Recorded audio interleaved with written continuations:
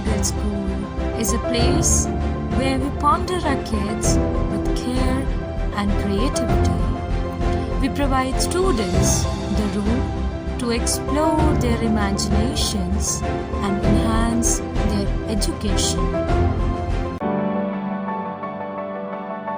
At Singhania Educational Institute, we're not just prepared for the future,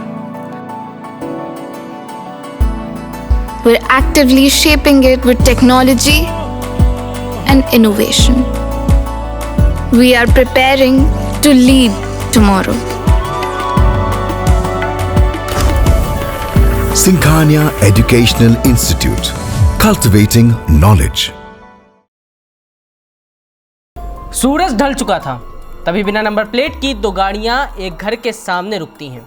गाड़ी से 10-12 police के जवान निकलते हैं, घर में घुसकर तोड़फोड़ करते हैं, मारपीट करते हैं, 22,000 रुपये लूटते हैं और फिर पिता को उठाकर मथुरा से दिल्ली बेटे के पास लिए चले जाते हैं। इसके बाद पुलिस वाले दिल्ली से बेटे को उठाते हैं और फिर थाने में ले जाकर बाप बेटे को 3rd डिग्री टॉर्चर देते हैं, मारते हैं, पीटते हैं, करंट लगाते हैं और दबाव बनाते हैं उस इंजीनियरिंग के छात्र पर कि वो कबूल कर ले हत्या का वह गुनाह जो उसने कभी किया ही नहीं। यूपी पुलिस की निर्ममता यही नहीं खत्म होती, वह छात्र के दोनों हाथ पीछे बांधकर एक अज्ञात जगह ले जाती है, जहां उस निर्दोष बीटेक के छात्र का फर्जी एनकाउंटर कर पैर में गोली मार देती है और फिर शुरू होती है बेटे को बचाने के लिए पिता की एक लंबी कानूनी लड़ाई। नमस्कार, आप देख रहे हैं इंडिया और मैं हूं दीपक वर्मा।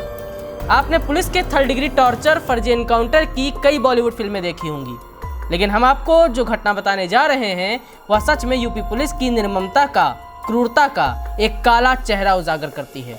यह घटना है यूपी पुलिस द्वारा किए गए एक फर्जी एनकाउंटर की, जिसको लेकर दावा है कि सोमेश नाम के बीटेक स्टूडेंट को बिना किसी जुल्म के ही गोली मारी गई। गैंगस्टर कानून लगाया गया और फिर 3 साल की लंबी कानूनी लड़ाई लड़ने के बाद पिता ने बेटे को बचाया। और अब मामले में कोर्ट के आदेश के बाद पूर्व एसएचओ समेत 12 पुलिस वालों पर मुकदमा दर्ज हुआ है। आइए आपको इस कथित फर्जी एनकाउंटर के पीछे की पूरी कहानी बताते हैं। मथुरा के कदम विहार निवासी तरुण गौतम के मुताबिक 4 सितंबर 2022 की शाम बिना नंबर प्लेट वाली 2 गाड़ियां उनके घर के सामने रुकती हैं। गाड़ियों से कुछ पुलिसकर्मी उनके बेटे सोमेश के बारे में पूछते हुए घर के अंदर घुसते हैं। तरुण बताते हैं कि उनका बेटा सोमेश राजस्थान के कोटा से बीटेक कर रहा है और दिल्ली में 3 महीने के लिए कोचिंग करने गया है। आरोप है कि इस दौरान पुलिस वालों ने सोमेश के पिता के साथ मारपीट की, घर में तोड़फोड़ की और अलमारी से 22,000 रुपये लूट लिए। इसके बाद पुलिस वाले उन्हें जबरन कार में बिठाकर दिल्ली ले गए और देर रात दिल्ली के शकरपुर स्थित बेटे सोमेश के कमरे पर गए। वहां पुलिस वालों ने बताया कि सोमेश का नाम जेवर कोतवाली क्षेत्र के निमका गांव में हुए हत्या के एक मामले में सामने आया है और फिर उसे पिता के साथ जेवर थाना लेकर चले गए। आरोप है कि वहां तरुण को और उनके बेटे को बहुत पीटा गया। सोमेश को बिजली के झटके दिए गए और धमकी दी गई कि जैसा मैं बोलता हूँ वैसा ही करो, वरना तुम बाप बेटे को जान से मार दिया जाएगा।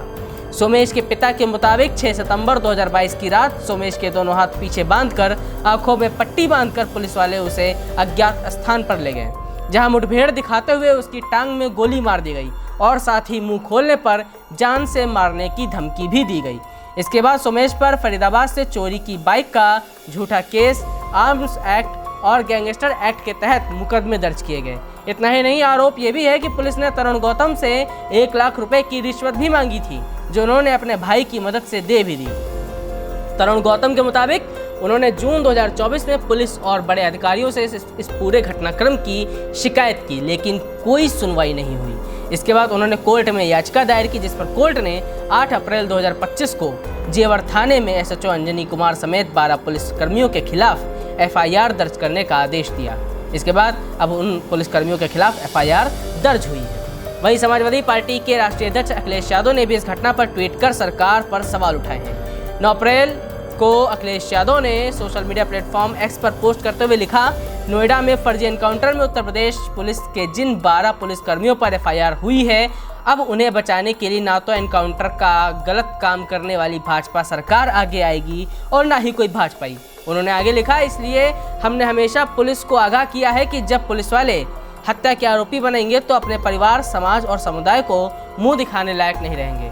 वो तो अकेले में जेल चले जाएंगे, लेकिन उनके परिवार को हर जगह पर एक हत्यारे के परिजन होने का अपमान झेलना पड़ेगा। आशा है पुलिस वाले अब ऐसे गैर कानूनी कृत्यों में भाजपा का साथ नहीं देंगे।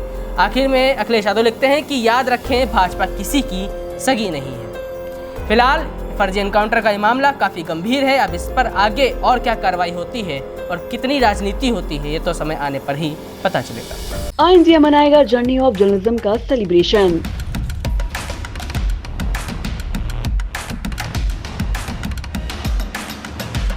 तीस साल की पत्रकारिता का महाजश्न। सीतापुर में सजने जा रही कवियों की महफिल, शब्दों की खिलखिलाहट से गूंजेगी ठहाके। साहित्यिक संगम की ऐतिहासिक शाम, कविताओं का अद्भुत समागम। देश के नामचीन कवि करेंगे काव्य पाठ, श्रोताओं को मिलेगा आनंद का उपहार। 19 अप्रैल को सीतापुर में होगा रचनाओं का महाकुंभ। एक मंच पर उतरेंगे कविताओं के सितारे, डॉक्टर सुनील जोगी के ठहाके, डॉक्टर विष्णु सक्सेना की फुहार, मनिका दुबे की शायरी, विकास बौखल के व्यंग, नीलोत्पल मृणाल की रचनाएं, अशोक चारण का ओज, असम मेहताब के तरन्नुम, जगजीवन मिश्र, अमरीत चौहान की गुदगुदाहट और भी बहुत कुछ। तो आइएगा जरूर ऐतिहासिक शाम का साक्षी बनने। 19 अप्रैल दिन शनिवार को सीतापुर के हेमपुर में इंडिया करेगा आपका इंतजार। Sai Sanjeevani hospital, station road, Sitapur. Sitapur का पहला मल्टी स्पेशलिटी हॉस्पिटल, जहां आपको जनरल फिजिशियन, हड्डी रोग, स्त्री रोग, जनरल सर्जरी, नाक कान गला और न्यूरो के डॉक्टर उपलब्ध हैं। साई संजीवनी में आयुष्मान कार्ड धारकों का मुफ्त इलाज और टीपीए कार्ड धारकों के लिए कैशलेस सुविधा उपलब्ध की गई है। हॉस्पिटल में आईसीयू, वेंटिलेटर, बाईपैप व डायलिसिस की सुविधा भी उपलब्ध है। Sai Sanjeevani hospital, station road, Sitapur.